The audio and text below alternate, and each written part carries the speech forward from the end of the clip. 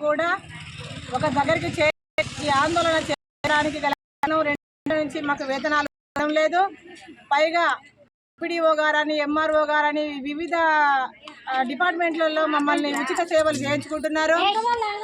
అనవసరంగా మాకు కాని పనులను కూడా ఒక జాబ్ అంటూ లేకుండా ఇతర మాకు సంబంధమైన పనులకు కూడా జరుగుతుంది. వాటికి మాకు టీఏడిఎల్ లేవు, ఇచ్చే జీతము లేదు. ఏ రాత్రి అప్పుడు ఎప్పుడు మెసేజ్ ఇంటి పట్టునే ఉండాలి, వేరే చేసుకోవడానికి వీల్లేదు. కాబట్టి 2 నుంచి ఆకలు తీవ్ర బాధలకు ఉన్నారు. కూడా ఎంతో మా విధులు నిర్వహిస్తున్న రోజు ఈ సిఐటియు ద్వారా మేము యూనియన్ ద్వారా ఇప్పటికైనా అది స్పందించి ఆశా కార్యకర్తల వేతనాలు పని భారం తగ్గించాలని కోరుకుంటున్నాను.